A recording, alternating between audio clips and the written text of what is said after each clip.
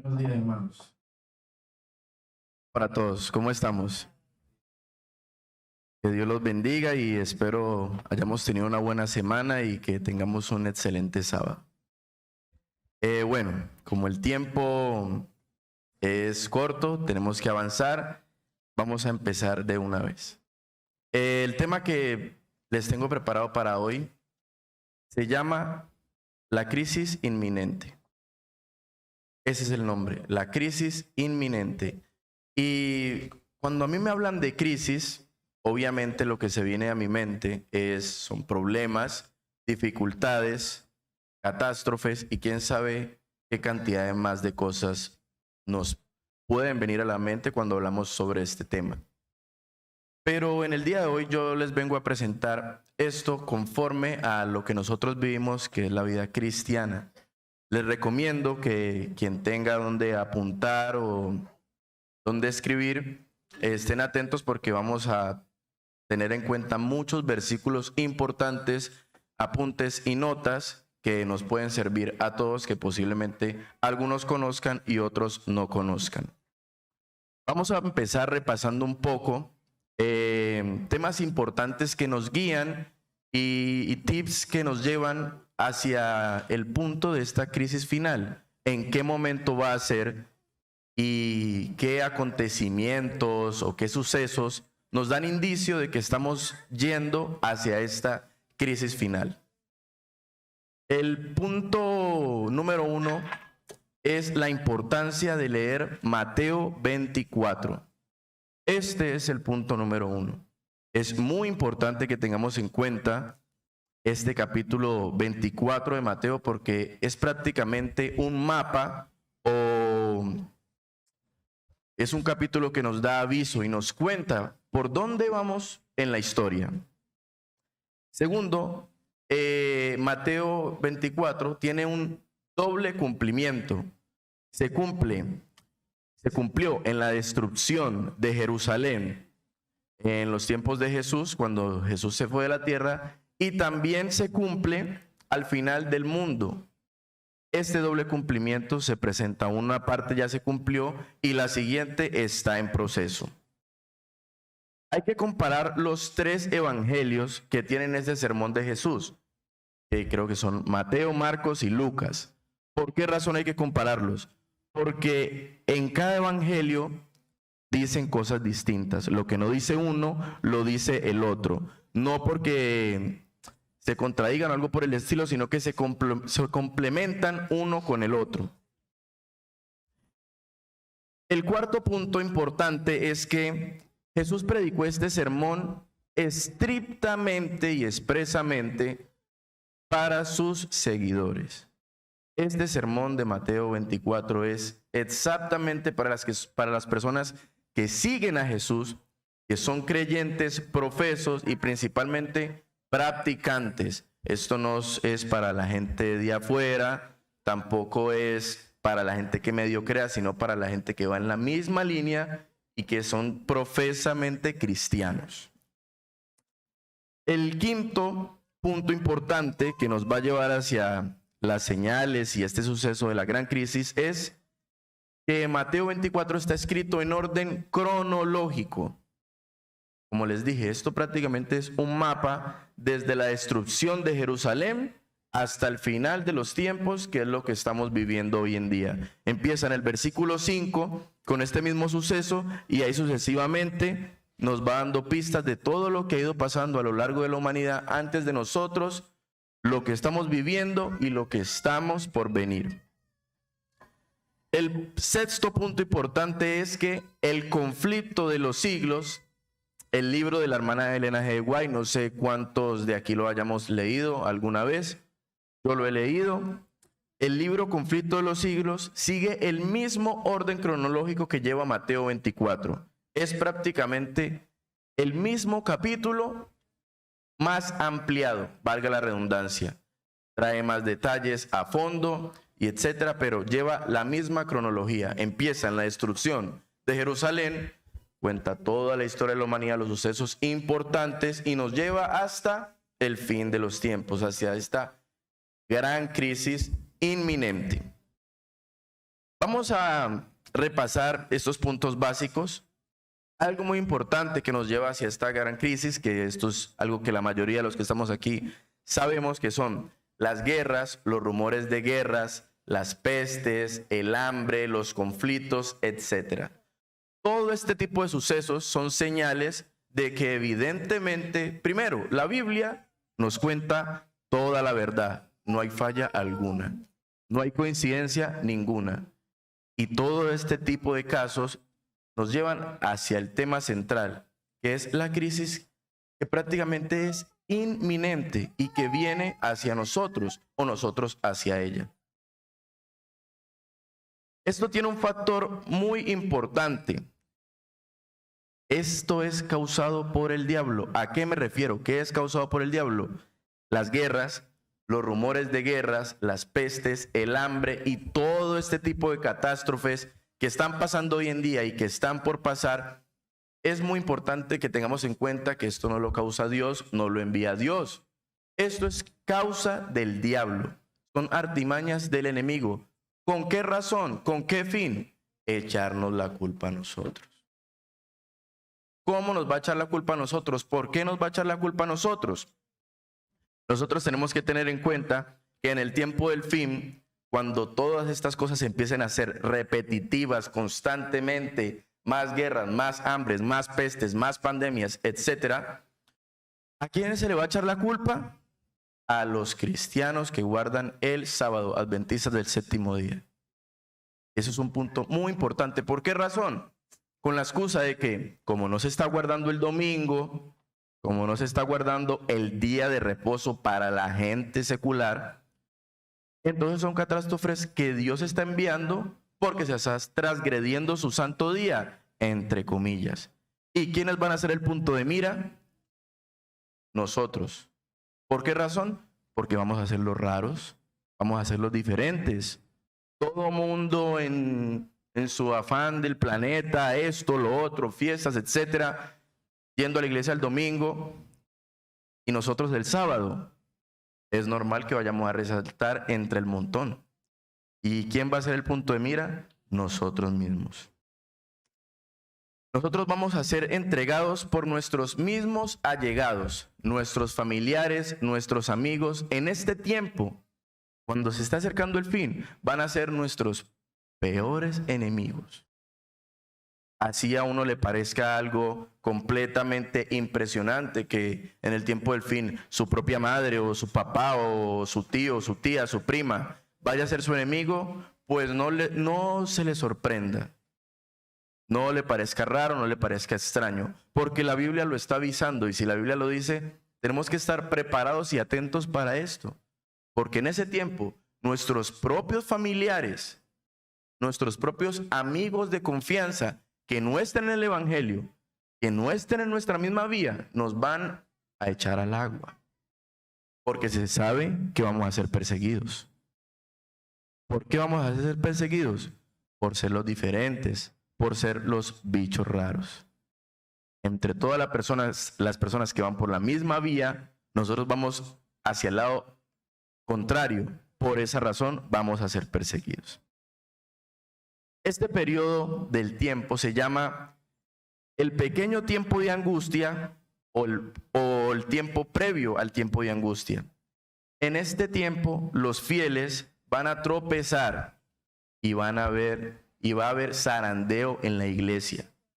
Este va a ser el momento clave, el momento exacto, cuando todas estas cosas empiecen a pasar y a suceder, eso va a ser un punto de quiebre, en donde se va a ver los verdaderos seguidores del Señor y los que solamente,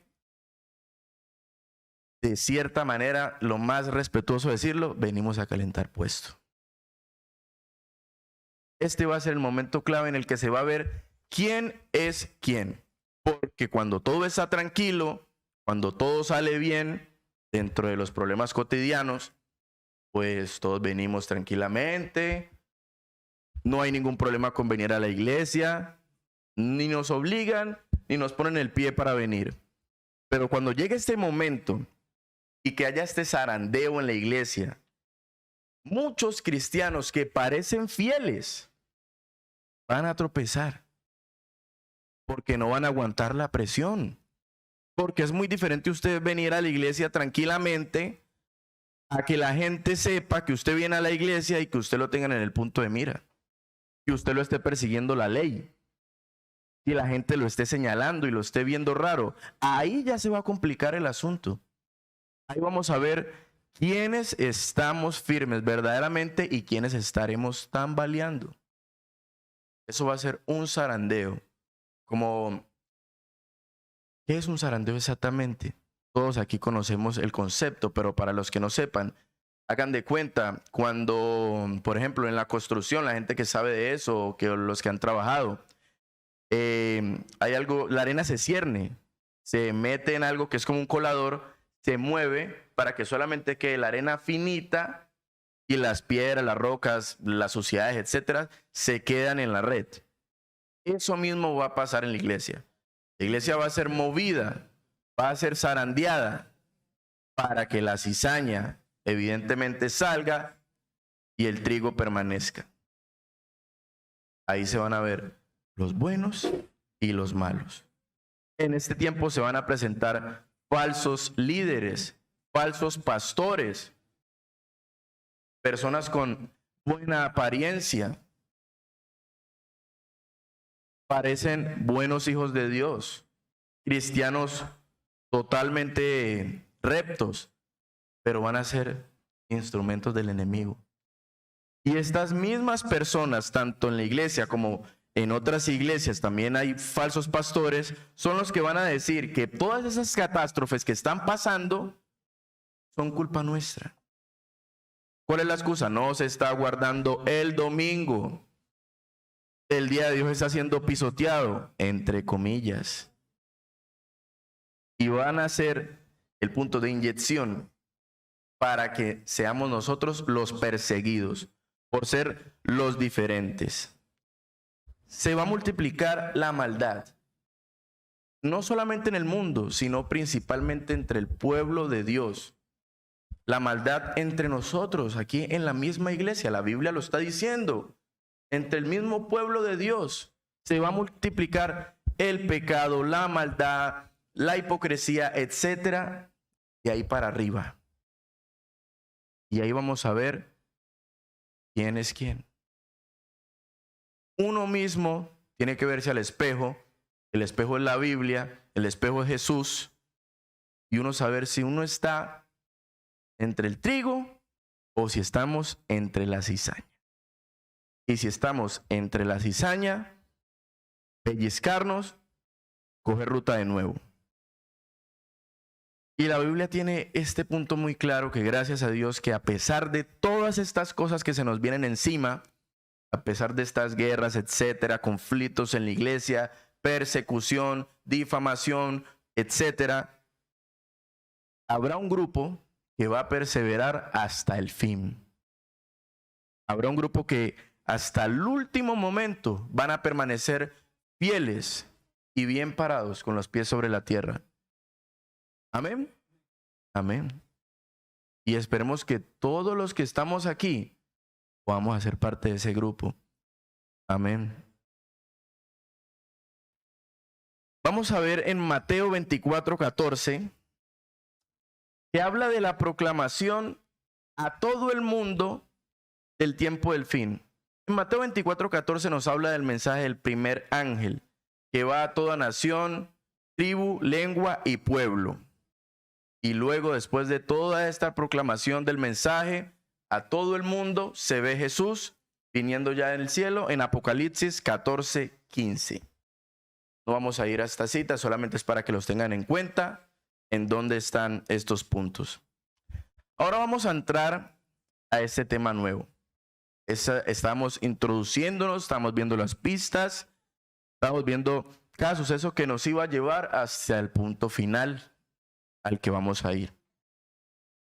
Algo que tenemos que tener en cuenta es que todo esto que hemos repasado, todo esto que hemos hablado, ocurre mientras todavía la oportunidad de salvación está abierta, mientras que la puerta de la gracia aún está abierta. En pocas palabras, aún la gente puede tomar la decisión de salirse o de seguir, tanto nosotros como los de afuera. Y ahora llegamos a la gran prueba final, algo muy importante, la abominación desoladora. ¿Qué es la abominación desoladora? Veamos Mateo 24:15. Mateo 24:15. ¿Estamos? Amén. Dice: cuando veáis en el lugar santo la abominación desoladora, predicha por el profeta Daniel, el que le entienda, entonces los que estén en Judea huyan a los montes. ¿Por qué hay que huir a los montes? ¿Por qué tenemos que escapar?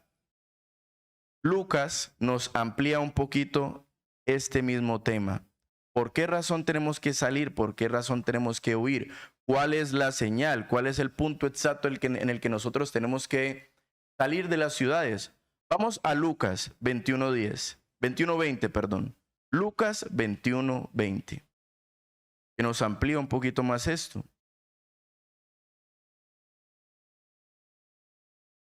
Lucas lo expresa un poquito distinto y se puede decir que más claro. ¿Estamos ahí? Amén. Dice: cuando veáis a Jerusalén sitiada por ejércitos, sabed entonces que ha llegado su destrucción. ¿Cuál es la señal? Jerusalén sitiada por ejércitos, parece. Sigue diciendo en el 21. Entonces, los que estén en Judea, huyan a los montes. Los que estén en medio de la ciudad, salgan. Y los que estén en los campos, no entren en ella. Claro lo dice. Los que estén en la ciudad, no entren. Y los que estén, salgan. Cuando la ciudad esté sitiada. Pero, ¿cuál era esta señal exactamente? Porque no solamente era en ese tiempo, con Jerusalén, no solamente era porque estuvieran sitiados por los romanos. No simplemente era esa la única señal. No era la señal exacta por la cual tenían que salir de las ciudades. Elena G. White nos amplía esto un poco más en el libro Conflicto de los Siglos, página 25. Para quien lo quiera ver o leer después.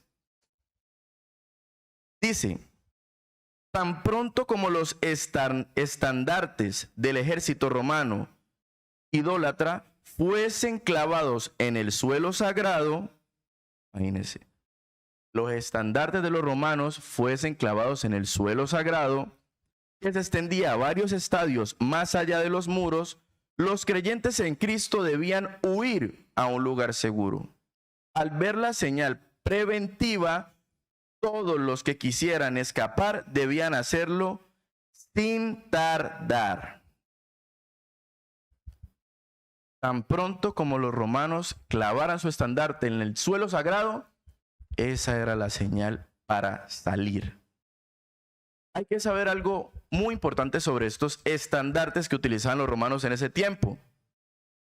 En su bandera tenían un águila con las alas extendidas, con la cara mirando hacia la derecha. En las garras tenían unas flechas y alrededor una guirnalda circular dorada que representaba al dios Sol, Mitra. Hay un historiador llamado Flavio Josefo, que estuve leyendo un poco e indagando sobre el tema, y él cuenta mucho sobre este suceso porque él fue testigo ocular. ¿Y qué cuenta él exactamente? Que cuando los soldados romanos llegaban a un lugar a conquistarlo, lo que sea que fueran a hacer, clavaban su estandarte en señal de que iban a conquistar el lugar y se arrodillaban ante este mismo. En pocas palabras, se arrodillaban al sol, para ser exactos. Hacían reverencia al sol. Pero entonces la pregunta es, si la ciudad estaba sitiada, si íbamos a estar sitiados sin poder salir, relativamente encerrados, ¿en qué momento podían huir de la ciudad si estaba sitiada? El Conflicto de los Siglos, página 29, nos da esta respuesta. Escuchen muy bien. Dice: después que los soldados romanos al mando del general Cestio Galo hubieran rodeado la ciudad, abandonaron de pronto el sitio de una manera inesperada. Y eso cuando todo parecía favorecer un asalto inmediato. Perdida ya la esperanza de poder resistir el ataque, los sitiados estaban a punto de rendirse, cuando el general romano retiró sus fuerzas sin motivo aparente para ello. Esa era la señal exacta en cuando ellos tenían que escapar. Porque claro, ellos sabían que cuando ya el estandarte fuera clavado y vieran esa adoración hacia el sol, esa blasfemia prácticamente, esa era la señal de que tenían que irse. Pero si estaban sitiados, ¿cómo lo iban a hacer? Sin motivo aparente, salieron de allí, se fueron y ese fue el momento en el que pudieron escapar. El mismo Flavio Josefo, este historiador, cuenta que sin razón alguna se fue Cestio Galo y ninguna persona que fuera cristiana profesa murió cuando volvieron las tropas romanas. Todo el que creyó en el Señor en ese momento vio la oportunidad, vio la señal y salieron. Ninguno de ellos murió en este momento. Y ahí es cuando se preguntarán, ¿qué tiene que ver esto con la segunda aplicación en el tiempo del fin? Los historiadores dicen, sabemos que Estados Unidos es muy importante en esta teoría en esta historia en la que estamos viviendo. Estados Unidos hace parte importante en el cumplimiento de la profecía de la Biblia. Si usted ve un billete de $1, ve completamente influencia romana en el billete de $1, si lo han visto alguna vez. Tiene inscritos en latín, escritos en romano, tiene la misma imagen que había en la bandera de los romanos en ese tiempo, en su estandarte, está en la parte de atrás del billete de $1. Entonces, vemos estas influencias claras de Roma en Estados Unidos. Dicen los mismos historiadores que Estados Unidos obtuvo su sello oficial directamente del Imperio Romano. Y Elena G. de White, en su libro, hace una conexión exacta entre la adoración al sol de Roma y lo mismo que hace Estados Unidos. Y lo mismo que va a pasar al final del mundo cristiano. Testimonios para la Iglesia, tomo 5, este libro de Elena G. de White, nos amplía un poco este mismo tema. Escuchemos qué dice este libro, Testimonios para la Iglesia, tomo 5. Escuchen bien. Esto es muy importante porque esto habla sobre lo que se nos viene ya hoy en día. Esto no es que falten 15 años, 20 años, 30 años, no. Esto es lo que estamos viviendo ahora. Si la Biblia habla de esto como inminente, es porque esto ya lo tenemos con el agua al cuello. No nos podemos relajar para nada. Dice, por el decreto que imponga la institución del papado en violación a la ley de Dios, nuestra nación, o sea, Estados Unidos, habla Elena G. de White, se separa completamente de la justicia. Cuando el protestantismo extienda la mano a través del abismo para asir la mano del poder romano, cuando se incline por encima del abismo para darse la mano con el espiritismo, cuando bajo la influencia de esta triple unión, nuestro país, Estados Unidos, habla, repudie todo principio de su constitución como gobierno protestante y republicano y haga provisión para la propagación de las mentiras y seducciones papales, entonces sabremos que ha llegado el tiempo que se verá la asombrosa obra de Satanás y que el fin está cerca. En el momento en que Estados Unidos y el papado se unan con la fuerza del enemigo, evidentemente vamos a tener claro de que esto ya se acabó. Como decimos en mi país, apague y vámonos, porque aquí ya no hay nada más que hacer. Sigue diciendo, como el acercamiento de los ejércitos romanos fue para los discípulos una señal de la inminente destrucción, escuche bien, esta apostasía podrá ser para nosotros una señal de que se llegó al límite de la tolerancia de Dios, de que nuestra nación, Estados Unidos, colmó la medida de su iniquidad y de que el ángel de la misericordia está por emprender el vuelo para nunca volver. Los hijos de Dios se verán entonces sumidos en aquellas escenas de aflicción y angustia de Jacob. Ascienden al cielo los clamores de los fieles y perseguidos, y como la sangre de Abel clamó desde el suelo, hay voces que claman a Dios desde la tumba de los mártires, desde los sepulcros, el mar, desde las cuevas, desde las montañas, desde las bóvedas de los conventos. Dicen: ¿hasta cuándo, Señor santo y verdadero, no juzgas y vengas nuestra sangre de los que moran en la tierra? ¿Sí está escuchando esto tan importante, hermano? ¿Están viendo cuál va a ser la señal para nosotros? ¿Esto lo tenemos claro? ¿Esto lo tenemos en cuenta? ¿Estamos atentos a esa señal que nos va a dar Dios y que nos lo dice claramente para cuando tengamos que salir de aquí? ¿O estamos viviendo como si esto no fuera a suceder? ¿O estamos llevando nuestra vida como que aquí vamos a durar para siempre? Escucha lo que dice. Este es un consejo que hay que tener muy en cuenta y aplicarlo a nuestra vida, principalmente a la mía. No es ahora tiempo para que el pueblo de Dios, nosotros, fije sus afectos o se hagan tesoros en el mundo. Hermano, nosotros no estamos buscando riquezas. Nosotros no estamos buscando carros, ni casas, ni atesorar dinero, nada de esas cosas. Nosotros estamos aquí de paso. Entre ustedes y yo, entre más cosas acumulemos, más le estamos dando a Dios para que queme cuando esto ya se acabe. Es más leña para el fuego y ya está. No le estoy diciendo que no busque sus sueños, no le estoy diciendo que no cumpla sus metas, pero tenga muy claro que si usted es seguidor de Cristo, usted aquí está de paso, simplemente de paso. Así que nuestro objetivo no es acumular cosas, no es el sueño americano, no es conseguir muchos bienes, no. Viva de una manera lo más buena posible, pero teniendo en cuenta que usted aquí vino solamente de paso. Aquí no vamos a estar. Sigue diciendo: no está lejano el tiempo en que, como los primeros discípulos, seremos obligados a buscar refugio en lugares desolados y solitarios. Hermano, ¿usted está preparado para irse a la montaña? ¿Están preparados para irse a una finca, a un pueblo más pequeño? Para eso es lo que tenemos que prepararnos. Porque esto no es que falte mucho para eso. En cualquier momento se da la señal y quien esté atento va a salir. Y el que no, aquí se queda. Y a saber cuál será su resultado.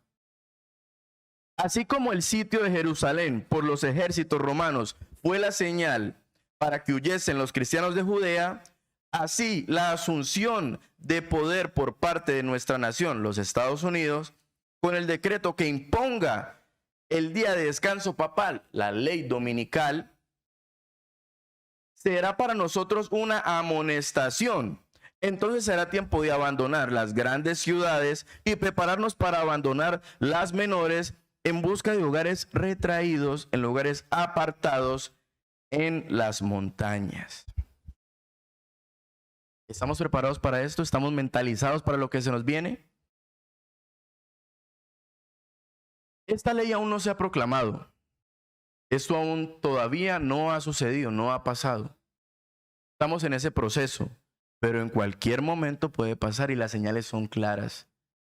Y es evidente que para allá estamos yendo. No más esta pandemia. Esta pandemia lo único que hizo fue acelerar este proceso. El mismo Papa pidiendo un día de descanso para que la tierra esté tranquila, para que la gente descanse, que para que los trabajadores no trabajen, para que los que conducen carros no conduzcan, que la tierra respire.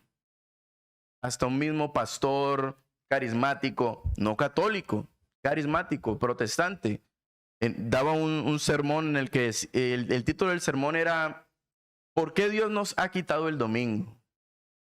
Y supuestamente, pues, en su prédica él decía que el domingo nos fue quitado por la pandemia, que nadie se podía reunir y todo el asunto, porque no lo estábamos guardando como se debía, supuestamente, entre comillas. Pero nosotros hacemos que esto es un engaño. Esto no es así. Esto simplemente prepara el terreno para que se pueda dar el decreto de la ley dominical. Y nosotros tenemos que estar con los ojos abiertos. Y tenemos que estar pendientes, leyendo la Biblia, leyendo Mateo 24, espíritu de profecía, para que tengamos claro qué tenemos que hacer. Porque es que, y no solamente es preparar la mente, leer, hasta físicamente tenemos que prepararnos. Porque es que huir a una montaña no es fácil. Vivir en una montaña tampoco es fácil. Y si usted no sabe ni siquiera hacer una fogata, ¿qué vamos a hacer? Hasta para eso tenemos que prepararnos. En su tiempo libre, estudie todo este tipo de cosas. Supervivencia. Porque así nos va a tocar. Aunque tengamos el respaldo del Señor, Dios nos ha avisado con antelación. El que se prepare, excelente. Y el que no, pues que mire a ver qué hace. Porque avisados estamos todos. Hombre, y cuando el mundo está en contra, cuando el mundo ya esté en contra, la espada y la pared, que ya no haya más solución de tanto desastre, tanta guerra, tantas pestes, etcétera, ahí se va a presentar la ley dominical como una solución a estos problemas. No, necesitamos un día de descanso porque la tierra ya no puede más, la gente tiene que descansar y ahí se presenta.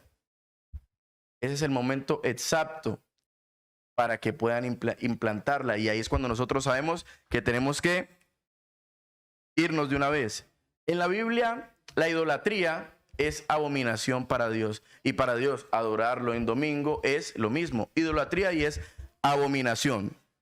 Vamos a Deuteronomios 7, 25, 26.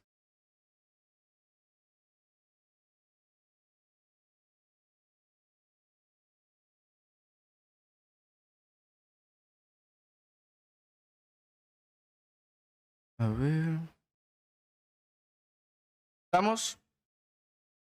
Amén. Deuteronomios 7, 25, 26. Dice: quemarás en el fuego las imágenes de sus dioses. No codiciarás la plata y el oro que estén sobre ellas, ni los tomarás para ti, para que no caigas en la trampa por ello. Esto es abominación a Jehová tu Dios. No meterás en tu casa ninguna cosa abominable para que no seas anatema juntamente con ella. La aborrecerás del todo y la abominarás, porque es anatema. Esto está muy claro, hermanos. Esto no es simplemente un tema en que cuál es el día de Dios y cuál no es el día. No, es más que eso. Es sobre a quién servimos nosotros. Porque sabemos que el sábado es el día de Dios y la contraparte es el domingo. El domingo no lo puso el Señor. Así que si guardamos el domingo, no estamos sirviendo a Dios. Estamos haciendo completamente lo contrario. Hermanos, y para llegar al clímax de este punto, a la parte más importante en todo lo que envuelve lo que estamos viviendo hoy en día, después de que todo esto haya pasado y que haya dividido la humanidad en dos grupos, el pueblo de Dios tendrá que huir, queramos o no. Vamos a 1 Tesalonicenses 4, 15, 17, que describe completamente lo más importante en cuanto a este tema. 1 Tesalonicenses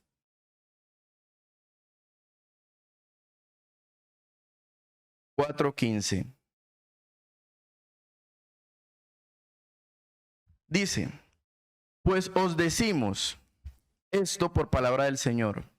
Nosotros que vivimos y habremos quedado hasta la venida del Señor, de ninguna manera precederemos a los que ya durmieron. Porque el Señor mismo descenderá del cielo con aclamación, con voz de arcángel y con trompeta de Dios, y los muertos en Cristo resucitarán primero. Luego, nosotros, los que vivimos y habremos quedado, seremos arrebatados juntamente con ellos en las nubes para el encuentro con el Señor en el aire. Y así estaremos siempre con el Señor. Amén. Hermano, con este versículo quiero que nos quedemos. Lastimosamente, el tiempo es corto y pues no se puede exponer completamente todo lo que abarca este tema, que es bastante importante. Hay muchos más apuntes, hay muchas más notas, pero quiero que nos quedemos con esta parte, que es lo más importante, el fin de esto. ¿Qué vamos a decidir? ¿Qué vamos a hacer? ¿A qué Dios vamos a servir? ¿Al Dios verdadero o al que lo quiere suplantar? No es solamente algo de días, es de a quién servimos de corazón. Quien quiera estar firme, mire que no caiga. Preparémonos para lo que se nos viene. Estudiemos, aprendamos, porque esto es lo que nos da las respuestas a las preguntas que se hace el mundo. Nosotros tenemos las respuestas. Nosotros tenemos que compartirlas y vivirlas. Y que espero que la decisión que tomemos sea estar del lugar correcto. Y si así lo hacemos, que el Señor nos bendiga.